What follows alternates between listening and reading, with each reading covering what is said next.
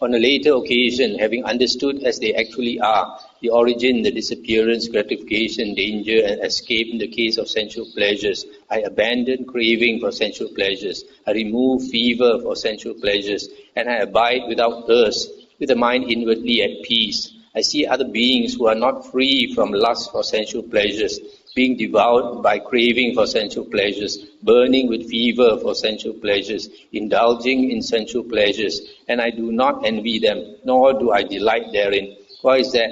Because there is Magandhya, a delight apart from sensual pleasures, apart from unwholesome states, which surpasses divine bliss. Since I take delight in that, I do not envy what is inferior, nor do I delight therein.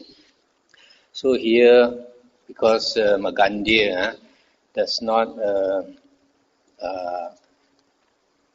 agree with the Buddha abandoning enjoyment of the senses.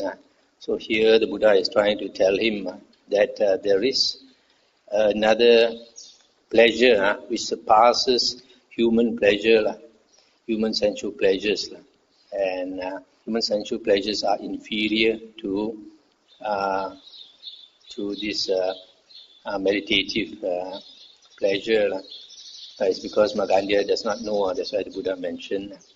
Suppose Magandhya, there was a leper with sores and blisters on his limbs, being devoured by worms, scratching the scabs off the openings of his wounds with his nails, cauterizing his body with a burning charcoal pit.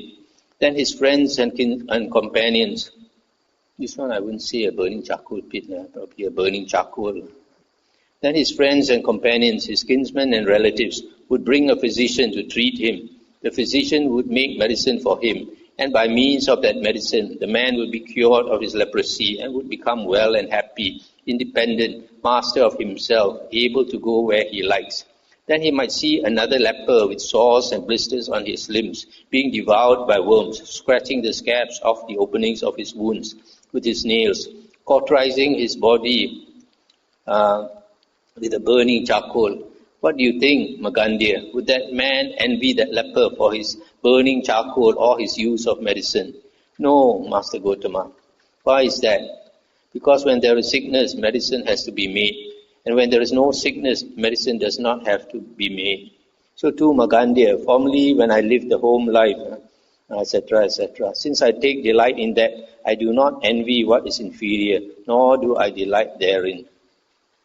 Now we come to this part now where the Buddha brings up the simile of the leper. This leper, he is sick, so his flesh is devoured by worms, bacteria and all that.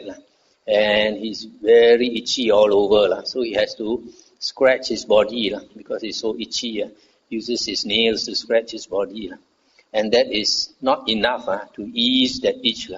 The itch goes right to the bones. So what he has to do is he has to bring a burning charcoal and burn the flesh wherever it is itchy. He just cannot stand it. He has to use the charcoal to burn it. Then only he can get some satisfaction. But this fellow, luckily, he's healed by the physician. Then when he sees another leper doing the same thing, the Buddha says, would he envy that leper? It's not possible that he will envy the leper. Now he's healthy, he's no more plagued by that itch.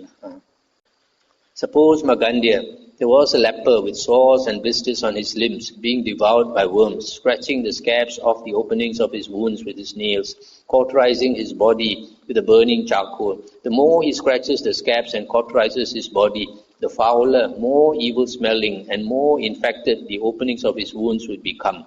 Yet he would find a certain measure of satisfaction and enjoyment in scratching the openings of his wounds.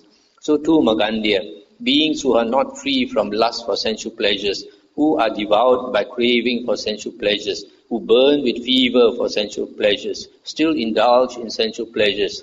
The more such beings indulge in sensual pleasures, the more their craving for sensual pleasures increases, and the more they are burned by their fever for sensual pleasures. Yet they find a certain measure of satisfaction and enjoyment in dependence on the five chords of sensual pleasure.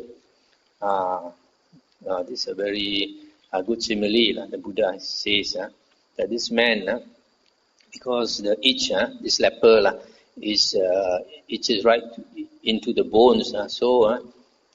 Here is mentioned, he scratches the scabs of the openings of his wounds.